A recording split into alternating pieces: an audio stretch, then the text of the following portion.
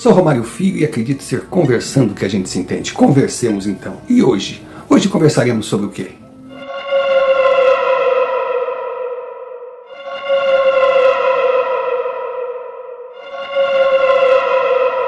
Relato 044/25, Ouro de Tolo, a Decepção, parte 3. É a continuação de dois relatos, o 042/25, Ouro de Tolo, parte 1, e o 043/25, Ouro de Tolo, parte 2. Se você não assistiu aos relatos anteriores, para melhor compreensão do que está por vir, aconselhamos dar um pulinho ali. Vai valer a pena. Assim você poderá continuar entendendo a sequência dessa história incrível de um personagem no mínimo interessante. Mas se você já assistiu às partes anteriores, muito obrigado por prestigiar, por maratonar, por estar aqui com a gente. E vamos em frente na expectativa que tudo aquilo que você espera do aqui por diante seja muito mais. Senhor Romário, o meu nome é Carlos e começo deixando um abraço ao senhor e a todos os seguidores, os inscritos ou aqueles que estão só de passagem e me honram por começar a assistir esse relato. Eu falei o meu nome por uma questão de educação. Não fictício, fique tranquilo, mas eu digo questão de educação porque quem fala com alguém tem que ter um nome. Então, o meu nome é Carlos. Mas eu e o meu nome, ou o meu nome e eu, não temos qualquer relevância no que eu irei falar agora. Sr. Romário, eu não vou falar sobre uma experiência minha, não. Eu vou contar uma história. Agora, uma história que pode ser história, pode ser lenda, pode ser mentira, pode ser o que for para aqueles que a escutarem. Mas para mim, foi e sempre será verdade absoluta, porque habita o meu imaginário da infância. E a minha fantasia, não sei. Agora, nada mais complexo, puro, do que a mente de uma criança.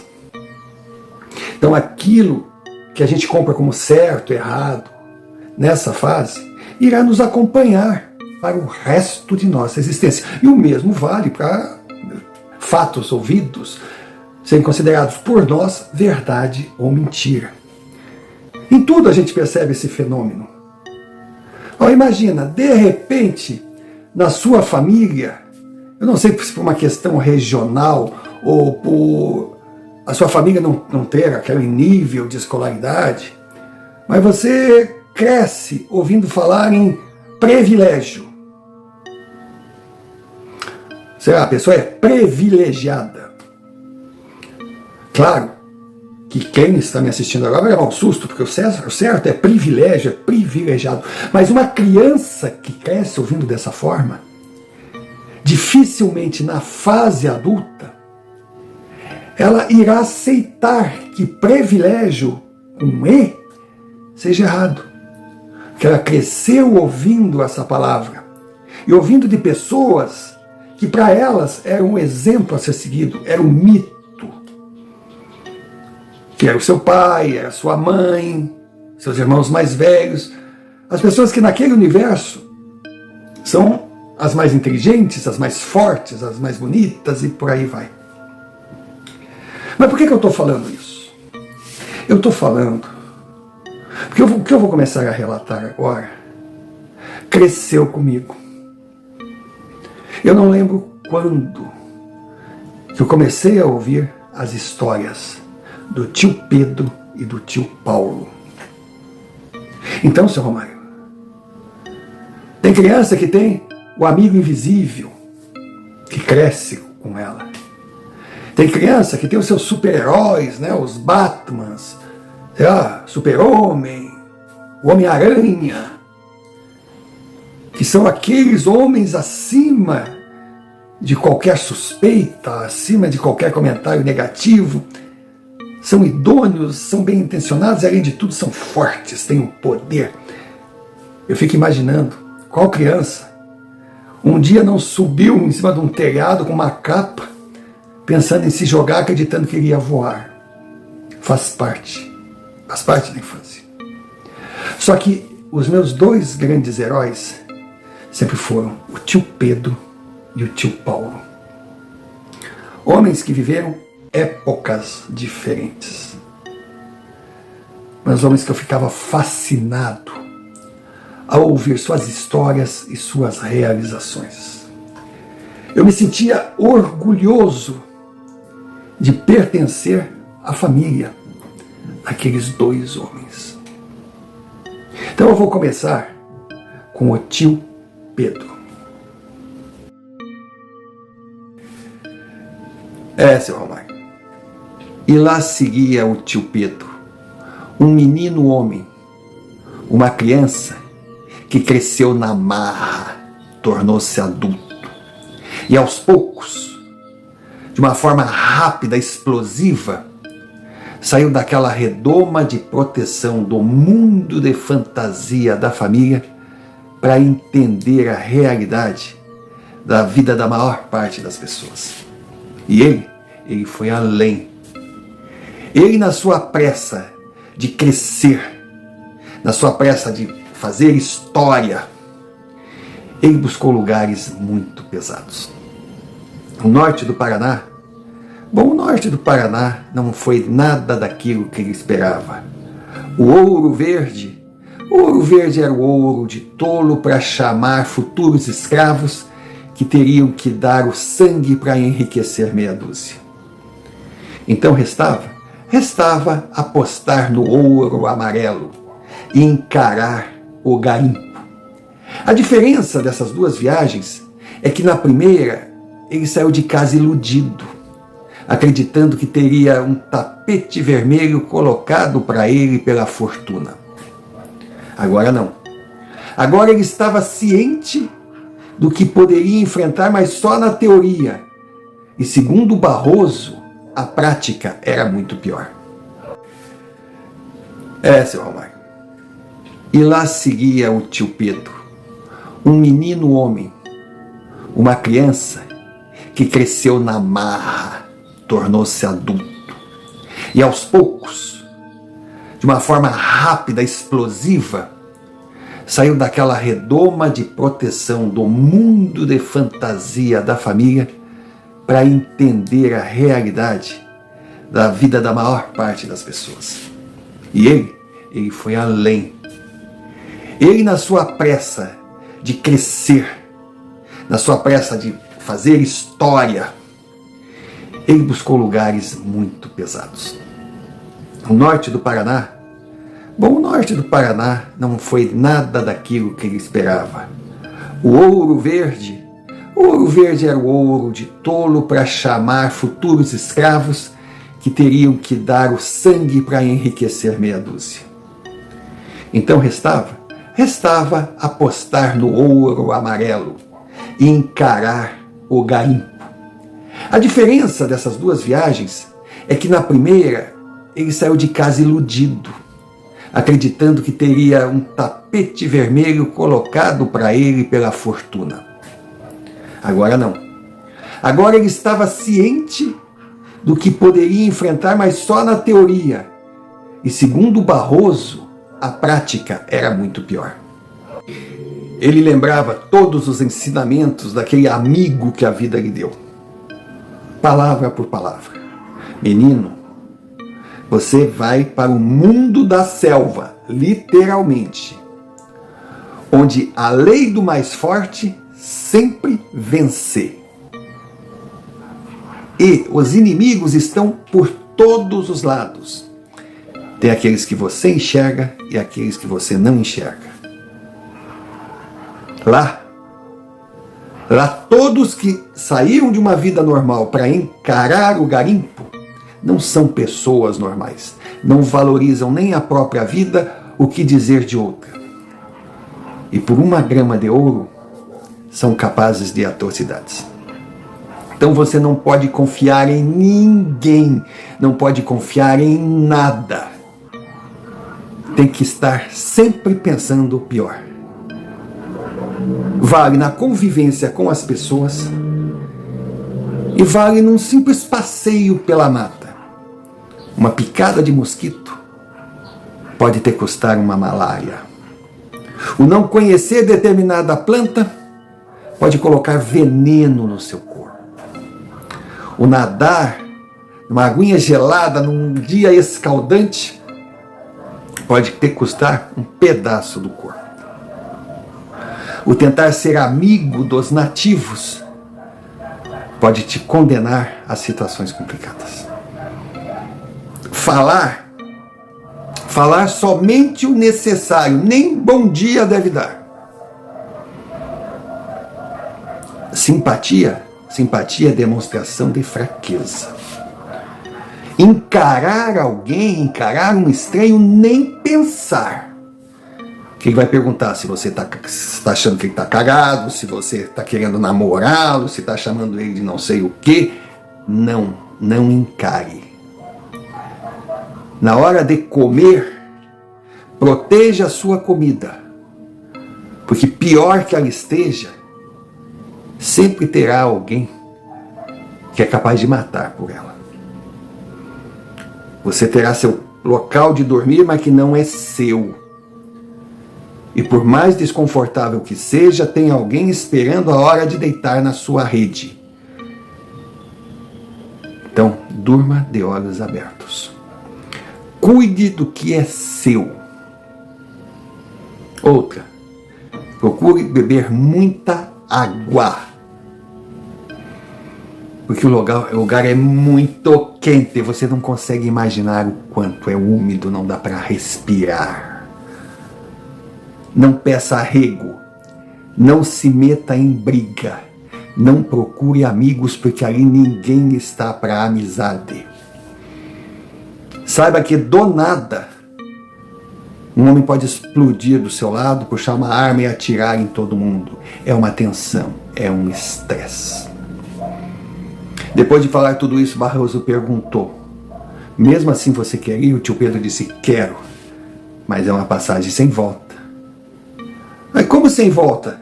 Se você foi, Barroso, e voltou. Cara, com todo o respeito que eu tenho por ti, pela tua valentia, pela tua garra, quando eu voltei eu era um fiapo de homem, com 70 quilos. E eu cheguei lá com 25 anos, 1,90 m e 120 quilos. Agora, olhe para você. O que vai sobrar do Pedrinho quando o garimpo sugar tudo? E aí eu até imaginava, porque eu via história, né, do iodo na água, sabe, de ficar em embarcações, puxando. Não. Eu ia para um garimpo de cavar, que os homens parecem formigas, imundas, cheias de barro, tudo, sabe? É um calção descalço, com uma mochila trançada na cabeça. E ali é o eterno subir e descer, é um buraco. Tem que subir, descer, carregando aquilo. E dentro daquilo, tentar encontrar ouro. Lá tem ouro? Tem. Mas a gente pode dizer que em cada tonelada de terra, barro, sangue, suor, dor, existe aí 10 gramas de ouro que muitas vezes passam desapercebido. E outra, quem chega lá sabe que não vale nada e a sua vida vale menos ainda. E ele vai trabalhar para alguém. Porque cada milímetro de terra, de buraco ali, tem um dono.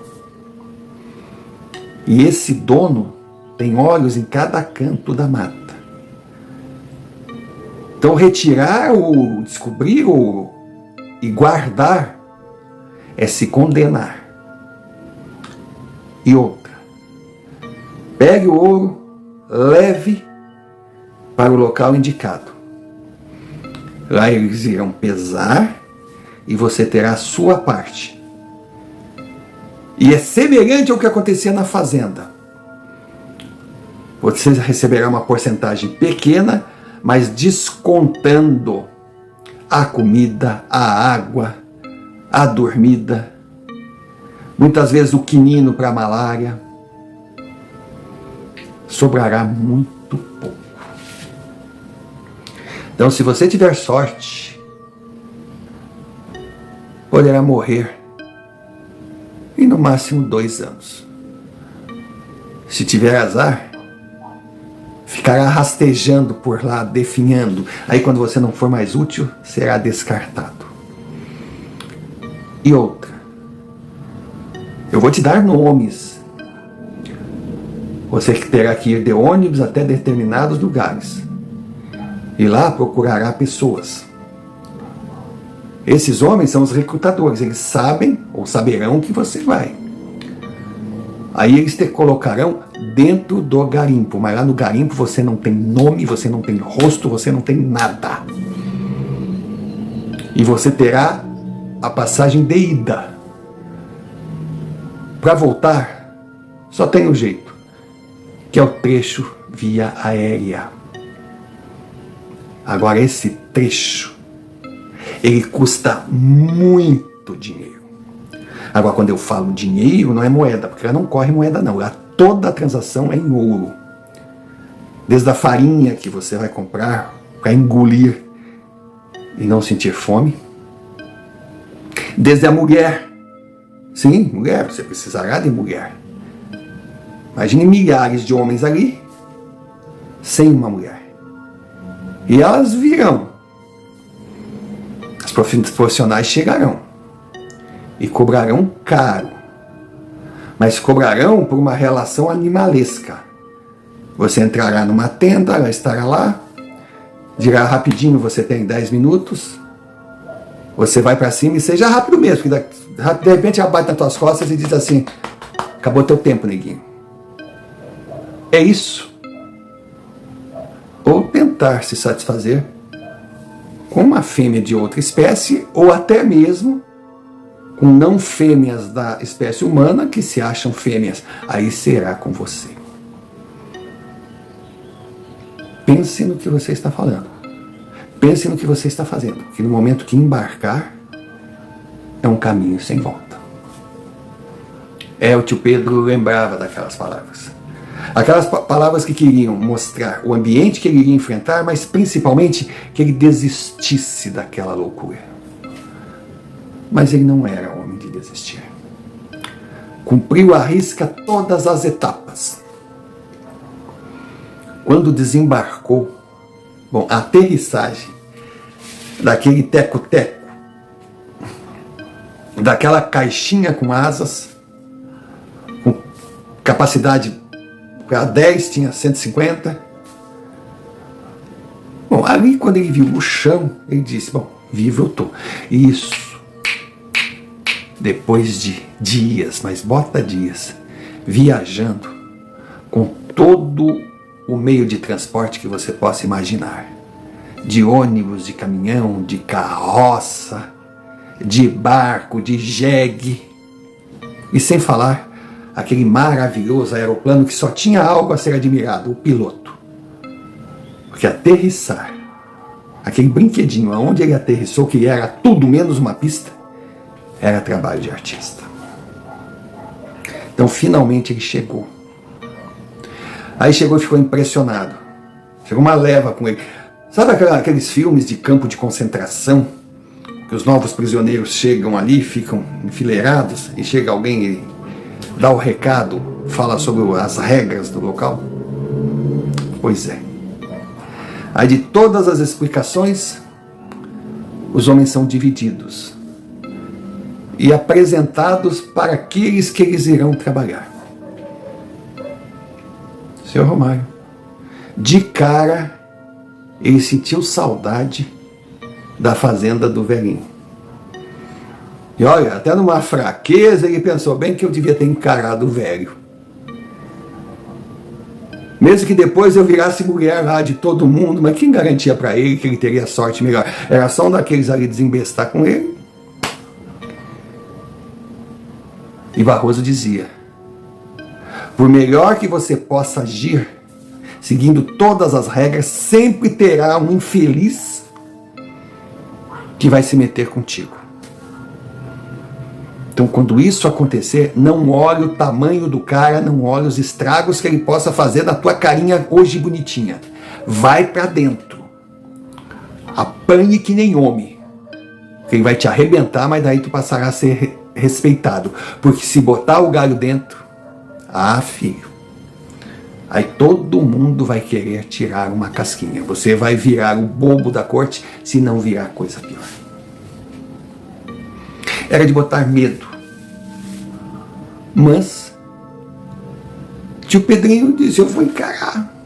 Porque, poxa, quando ele saiu de casa, ele saiu com o dinheirinho do pai dele. Quando ele saiu da fazenda do velhinho, ele saiu com muito mais dinheiro. Mas ele passou a mão um dinheiro bom. Bom, pelo menos nesse ponto ele estava tranquilo. Ninguém viria atrás dele naquele lugar.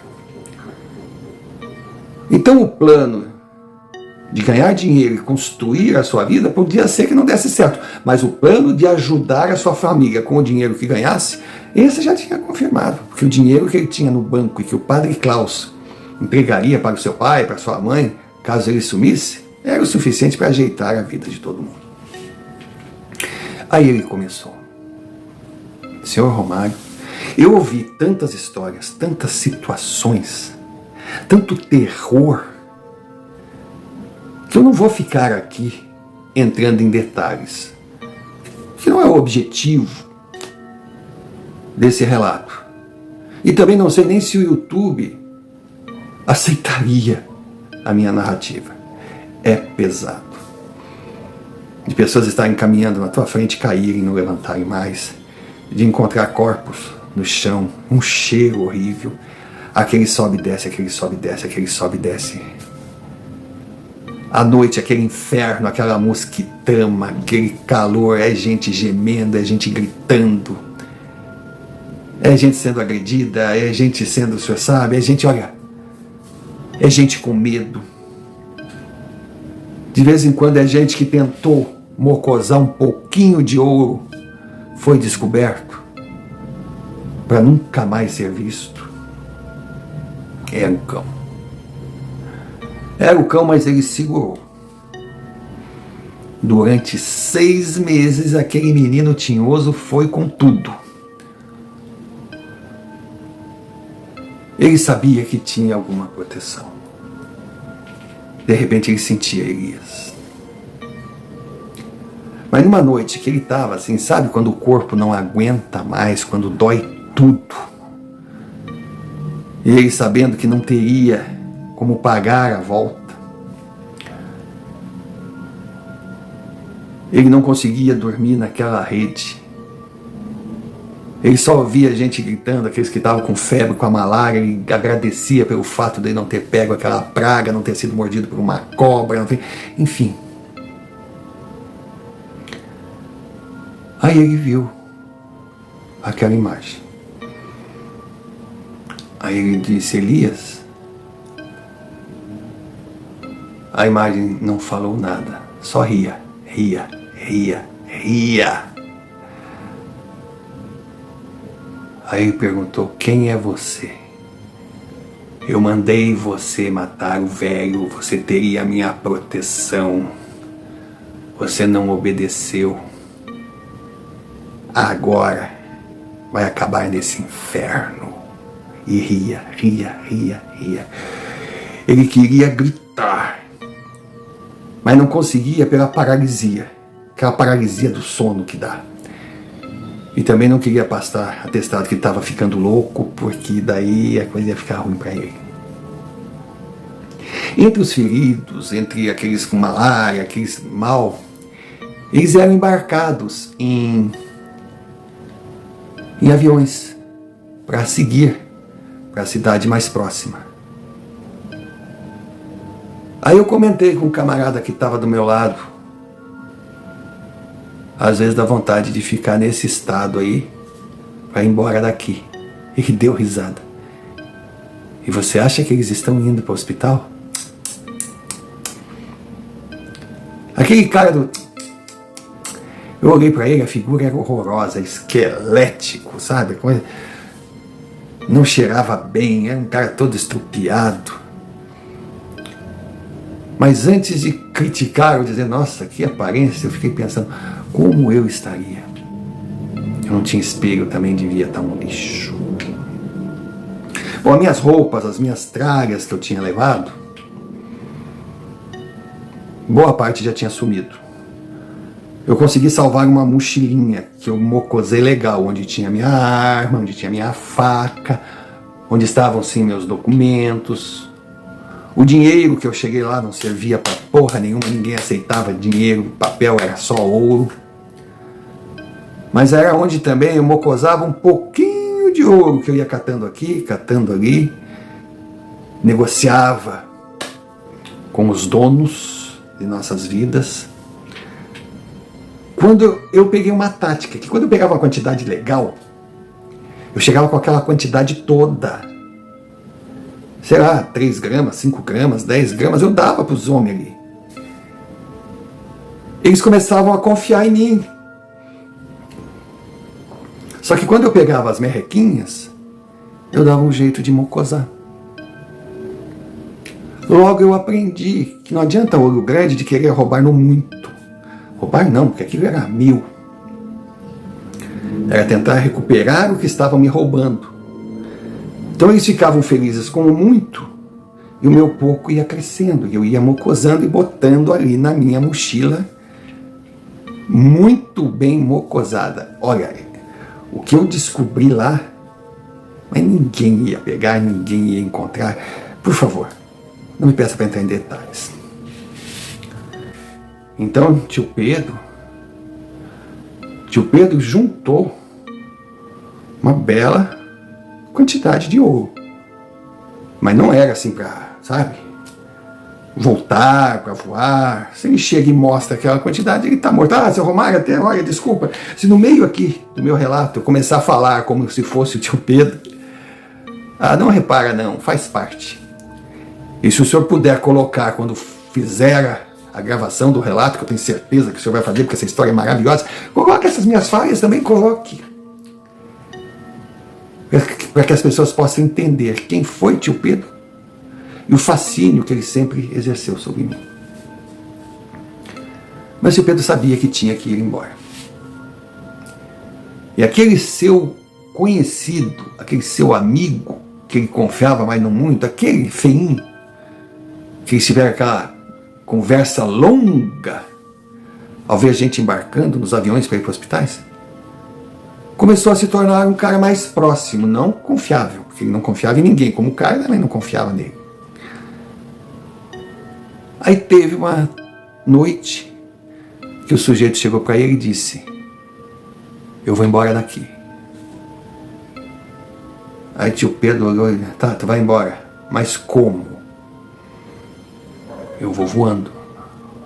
Ih, um louco delirante. Tá bom, tu vai voando, mas aonde estão as tuas asas? As minhas asas vão chegar amanhã. Aí tio Pedro olhou: como é que é? O que você tá falando, seu maluco? Ué, os aviões chegam, levando e trazendo gente. Então esses não são tão vigiados. Os vigiados são aqueles que trazem os compradores que voltam com o ouro. E eu sei que vai chegar uma leva grande de outras vítimas aqui. E eles vão aterrissar o avião ali. E eu vou embora. Aí eu disse para ele: pô, cara, tu tá com tanto ouro assim para pagar o voo? Ele: não, eu não vou pagar. Aí que eu pirei: tu vai fazer o quê? Eu sou piloto. Aí eu tive que ir: tá bom, tu é piloto, eu sou astronauta. Se você for astronauta, depois que chegarmos no destino, vá para o espaço. mas eu vou, porque eu sou o piloto. Aí o tio Pedro ficou pensando, será que esse louco é louco? Tá bom, tu é piloto. O piloto, numa coisica desse tamanho, tu pode fazer sozinho. Por que tu precisa de mim? Porque sozinho não dá. Para chegar até o avião, precisa de dois. Eu preciso confiar em alguém. Eu confio em você. Ele disse, mas como é que eu posso confiar em você? Quem me garante que eu consigo tudo? Tu chega lá, se é que tu é piloto, tu não acaba comigo. Por que eu acabaria com você? Se estaríamos no mesmo barco. Eu disse, não, no mesmo barco não, porque barcos não voam.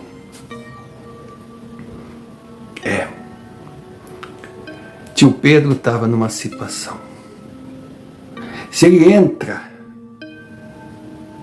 numa jogada dessas e está errado, acabou. Mas e se dá certo? E se o cara realmente for piloto? E qual era o plano doido do cara? Bom, o plano doido do cara, claro, o avião não ficaria ali. Ele não é tão vigiado, mas ele está parado ali. Ele chegaria no final da tarde, não poderia voar à noite porque é arriscado. Aí ao amanhecer ele faria o voo de volta. Aí era outra coisa que me pegava, é arriscado e esse louco vai. E outra coisa, o avião teria que abastecer. Aí o tio Pedro perguntou, ele vai no cheiro? Não. Normalmente, isso eu já olhei. Quando eles aterrissam, eles já vão fazer a manutenção, abastecem e ele fica pronto para sair na madrugada. Isso não é problema. Eu falei, tá, mas o problema é chegar lá. Alguém vai nos ver. Não tem problema. Desde que tenha outra diversão. Que diversão seria essa? Ele disse, vamos no galpão da dinamite. Vamos explodir uma banana do lado oposto. E nesse meio tempo, a gente corre para o avião. Só que para correr para o avião, a gente não vai se tornar invisível. Daí o tio perguntou, e aí? Aí eu vou roubar a roupa dos pilotos. Daí fiquei pensando, é mesmo, né? Os pilotos, eles, mesmo estando ali sozinhos, eles têm aquela coisa da jaquetinha de piloto, do chapéu, cara. O tio Pedro olhou pro louco e disse, eu tô dentro. Quando ele disse, eu tô dentro, chegou um terceiro sujeito. Aí o tio Pedro gelou. Quem é esse? Esse? Eu te falei que não era trabalho para um. Mas também não disse que era para dois. No mínimo 3. Você completou a equipe. Seu Romário, aquele dia foi terrível. Aquele dia demorou para passar. Mas na hora mais ou menos combinada, aterrissou aquela lata. E era uma tarde que estava chovendo, porque lá na mata era assim. Tem sol, cai aquele temporal, já abre o sol, cai aquele temporal. E eu ainda falei pro meu piloto, já pensou se a gente pega um temporal dessa, nós vamos pegar. Nossa. Tio Pedro estava desesperado. Eu estou desesperado vivendo aquilo que ele viveu. Imagine. Que hoje tem horas que eu já nem sei mais se o meu nome é Carlos ou o meu nome é Pedro. Mas pense na tensão. Era um erro. Fim da linha. Então, Tio Pedro, naquele dia ele fez algo que não fazia todos os dias, não. Ele tomou um banho. Tinha uns lugares lá que dava para tomar banho, mas ele tomou um banho.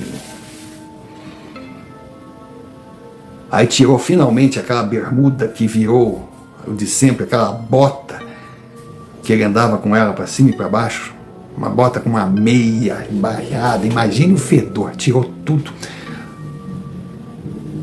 Aí quando começou a anoitecer, ele saiu de onde estava, da sua rede, chegaram no ponto de encontro, o piloto e o tio ali parados, cada um tinha pego as suas mochilas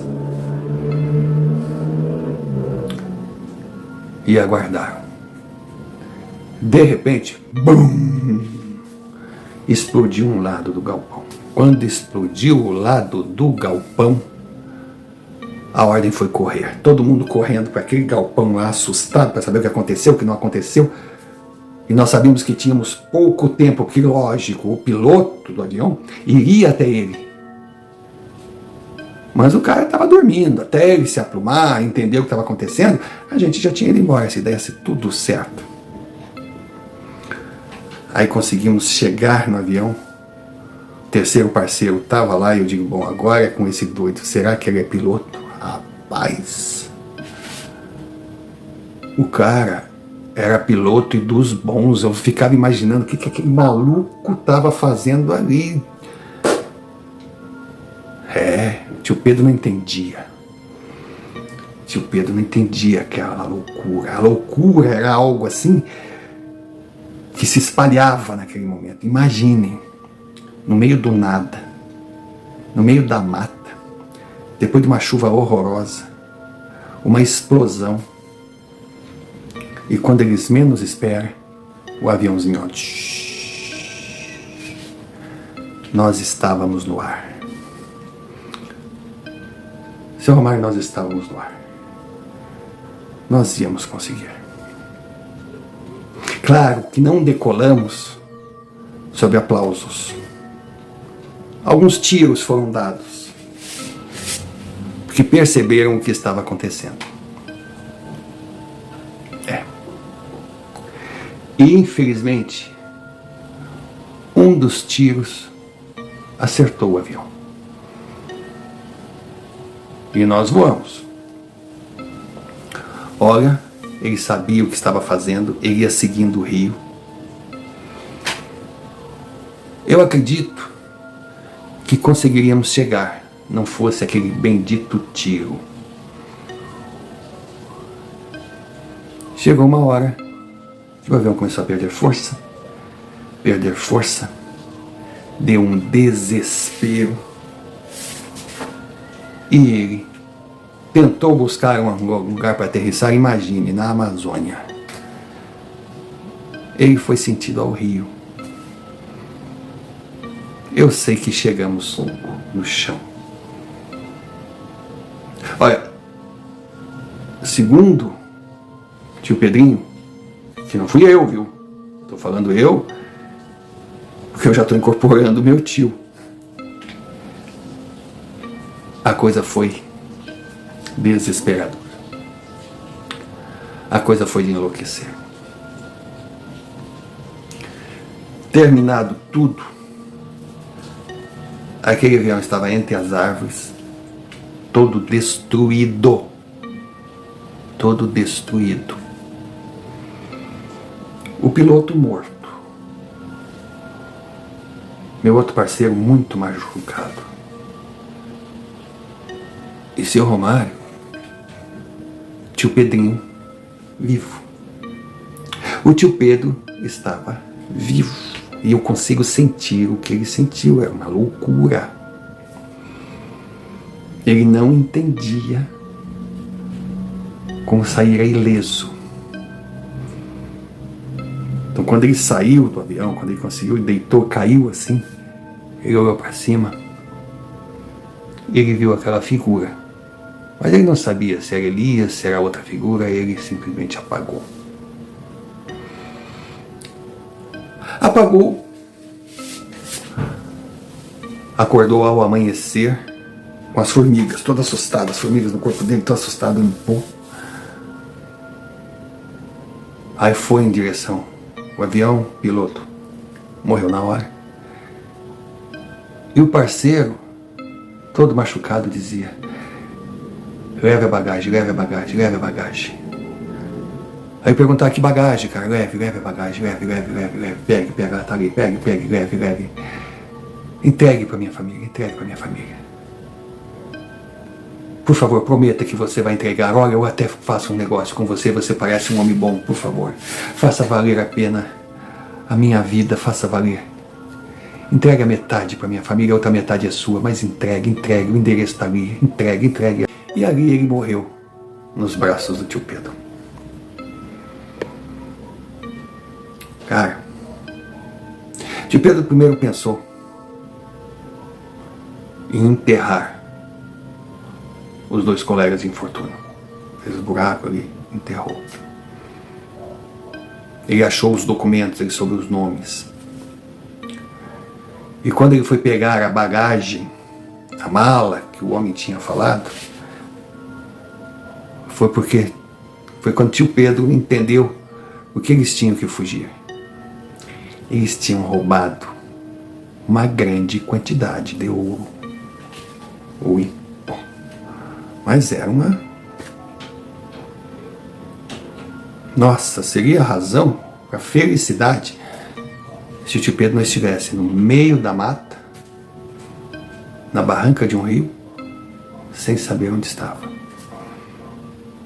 Ele não saberia sobreviver. Ele não conseguiria sobreviver. Não fosse aquela gente que começou a cercá-lo. Tudo olhando para ele, tudo desconfiado. Ele olhou e viu que estava no meio de índios. Os índios viram aquele avião caindo e foram até o local. Aí foi que ele pensou, ele sentou e começou a rir. Ele entendeu que ia virar sobremesa em banquete do chefe. Aí aqueles índios começaram a chegar em volta dele, mas índio mesmo. Mas com alguns detalhes. Alguns adereços de brancos. Bom, aquilo ali podia não significar nada, mas também podia dizer que não era uma tribo totalmente selvagem, canibal, aquela coisa toda. Foi quando chegou uma jovem índia, abaixou e perguntou se ele estava bem. Ele olhou para aquela índia. Você fala português? Ele disse. Ela disse, claro. Tá pensando que tá no meio de índios? Ela até riu.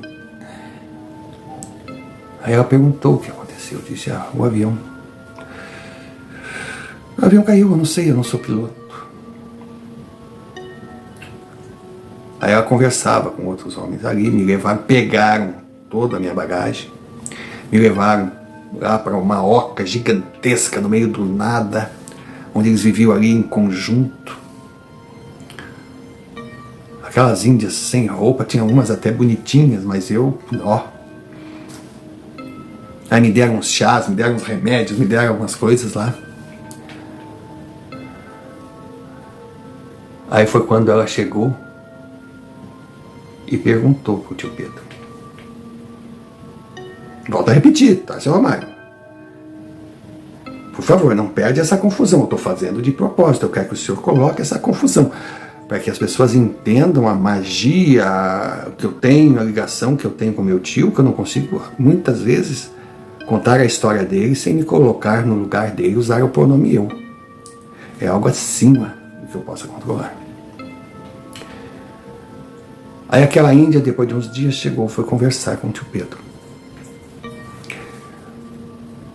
Aí foi clara, diz, o cacique, ele quer a verdade. Você está fugindo de alguém? Aí Pedro disse, estou. Por que você foge? Estou fugindo para não morrer no garimpo. Aí ela perguntou, você roubou alguém? Aí o tio Pedro falou, eu não. Mas os meus colegas roubaram. Tem uma sacola ali cheia de ouro. E não é minha. Mas se não é sua, como está com você? Ela estava no avião. E por que a queda do avião? Simples. Quando decolamos, comeram bala. E uma pegou. Aí furou alguma coisa que tirou a força do avião. Obrigado pelas respostas sinceras, descanse. Ela foi. Aí tio Pedro ficou naquela, e aí? Que aquela tribo tinha contato com brancos, estava na cara, basta ver aquela moça. Basta ver alguns adereços que eles usavam, até alguns objetos, panelas. Tinha até uma televisão. Tinha um gerador.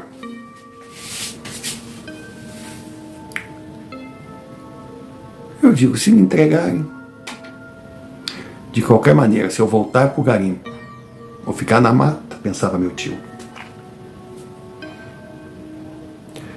O destino estava na mão daquela Índia, ou da decisão daqueles índios. E a decisão foi simples. Eles disseram que não queriam problemas com o garimpo. Que os garimpeiros, apesar de todo o mal que faziam para a mata, deixavam eles viver em paz. Mas também eles não queriam se associar aos garimpeiros a nada. Então, tio Pedro não era um problema deles, mas se tornaria se ele continuasse ali na aldeia. Então decidiram algo que tio Pedro não esperava. Ele foi colocado num caiaque de índios, com 2 índios fortes, bons remadores, desceram o rio, batendo o remo com força. E a cada remada ele se afastava mais ainda daquela aldeia, mais ainda do garimpo. Eles remavam o dia todo. Quando chegava uma determinada hora, eles encostavam aquele barco, mas ninguém saía, com medo de animais selvagens. Eles dormiam no barco, apenas se cobriam ali, a chuva caía, era o cão. E assim eles foram. Foi terrível. Até hoje eu lembro do frio que eu passei, eu lembro das dores da queda, das feridas, a febre, o medo daqueles índios. Eu lembro tudo, senhor Romário, para ver o efeito que o tio Pedro teve sobre a minha infância. Porque eu lembro de coisas que eu nunca vivi, mas ele viveu. Chegaram num determinado local, que os índios encostaram, e simplesmente fizeram assim para ele. É que tinha, seguindo uma trilha, sairia numa aldeia, uma vila de brancos. E ali ele estaria por sua conta e risco. Ele pegou aquela sacola com ouro, ele pegou a sua sacola, os documentos dos 2 homens, algumas peças de roupa, e seguiu. Andou uns, sei lá, 5 quilômetros, 6 quilômetros, 10 quilômetros, e chegou na tal aldeia que falava, que era uma vilazinha, não vou dizer o nome, para evitar qualquer identificação. Era uma vilazinha de brancos. Ele chegou, procurou um hotel, tinha lá um pequenininho, era uma rua com umas casas assim, sabe, uma rua. Aí quando teve o preço da diária, pagou em dinheiro, que foi uma grande sacada. Se ele paga em ouro, todos iriam dizer que ele estava voltando do garimpo. Agora, voltando por quê? A pé, aquela história, não. Ele pagou em dinheiro. Mas também ninguém perguntava nada sobre de onde ele tinha vindo. Pagou, subiu, tomou um banho, dormiu que nem um louco. Ficou umas 3 noites, uns 3 dias naquele hotelzinho. Ele tinha pago a semana. Aí desceu já revigorado. A comida. O pessoal do hotel servia para ele uma comida boa. Então ele queria descansar e ao mesmo tempo ele queria pensar no que ia fazer. Aí desceu e foi conversar com o proprietário do hotel. E tinha uma história para contar. Aí ele disse que era um jornalista autônomo que estava tentando chegar no garimpo, mas que quando chegou no primeiro não foi bem recebido. Aí o dono do hotel, tá, Michael, tentou chegar, como o senhor chegou aqui? Ele disse, bom, se eu estou numa vila que está cheia de carros, então carros chegam por aqui. Pensava, né? Eu vim com um carro, mas depois das primeiras tentativas frustradas e dos lugares que nós nos metemos, numa confusão que nós nos metemos, o meu motorista quis ir embora, me deixou aqui e agora eu estou querendo sair também. O dono do hotel olhou para ele e disse, ô menino, você não tem idade para ser jornalista. Você não tem nem idade para estar aqui. Seria muito mais bonito se você chegasse para mim e dissesse, ó, tô ferrado, preciso de ajuda. Essa tua mentira foi ridícula e vai te custar mais caro. Tu quer ir embora? Eu dou um jeito. Aí tu vai ter que me pagar. Quanto tu tem de dinheiro aí? Aí tio Pedro mostrou. Não era pouco, mas também não era muito. Ele olhou, só isso, só, e ouro. Aí o meu tio pegou da mochilinha dele a quiverinha de ouro que ele tinha. Aí virou.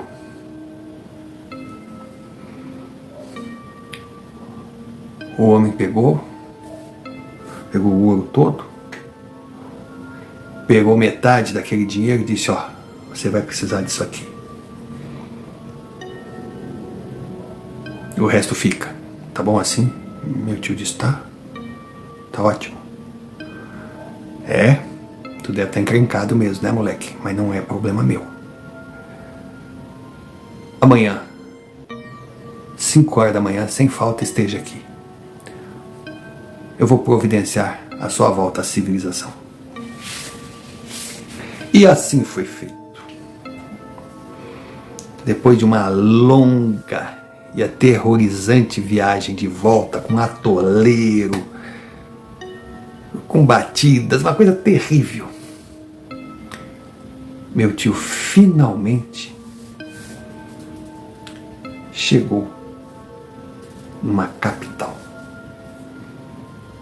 Uma capital do norte do país. Hora de buscar condução para descer para o sul. Ele se informou e chegou num atravessador. Um cara que vendia passagens clandestinas. Passagens em ônibus que o levaria para uma cidade maior. Lá ele poderia pensar. Só que ele tinha pouco dinheiro vivo, e não poderia chegar com ouro ali pagando. Então ele chegou e disse que queria ir, que tinha dinheiro, mas estava no banco. Ele podia pagar com cheque. Nossa, o atravessador deu risada. Ele disse, não, o senhor não está entendendo. Eu lhe deixo o cheque na confiança. O senhor me diz o valor, eu lhe pago com cheque. Quando o cheque compensar, que vai compensar, o senhor marca a minha passagem. Tá bom assim? O homem olhou,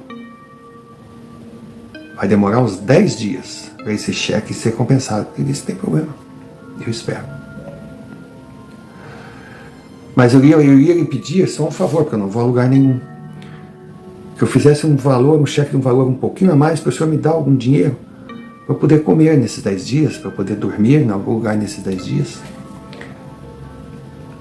Aí o atravessador olhou para ele, ó, faz o seguinte, me dá o cheque aí. Em que valor? O valor da passagem. Aí ele deu. Fique aí, que no final do dia eu vou resolver seu problema. Aí saíram. O homem o levou numa garagem. Era uma garagem, uma espécie de oficina. Conversou com o povo lá. Ele arrumou um canto para dormir. Aí o homem disse, ó, dorme aqui, ele tem água para você tomar banho, ele tem um banheiro. E comer você vai lá no meu escritório. Eu disse, poxa, como é que eu posso lhe pagar? Basta esse cheque ter fundo, porque se não tiver... Ele disse, não, tem sim. E assim foi feito. Assim tio Pedro esperou o seu cheque compensar para embarcar naquele pau de arara que custou uma fortuna e começar a viagem de volta para casa. Foi longo. Os perrengues não foram poucos. Ele parecia um zumbi. Mas finalmente chegou na civilização. Chegou no estado de Goiás. E lá chegando, passou a ouvir histórias sobre a chegada de milhares de candangos, ou seja, peões que vinham de todos os cantos do país para iniciar o preparo do terreno para construir a nova capital que se chamaria Brasília.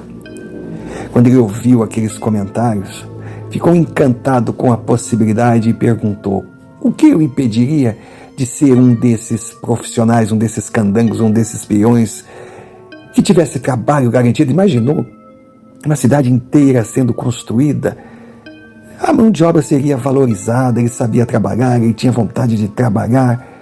Ele logo se candidatou. Na primeira parada próxima perguntou a respeito, aí pegou todas as informações sobre como chegar até lá e não deu outra, abandonou aquele ônibus que seguiu viagem e virou de estrada e foi sentido ao Planalto Goiano, todo feliz. Não entendia por quê, mas algo ou alguém lhe dizia, vai, ali será o seu futuro, ou seja, mais um futuro.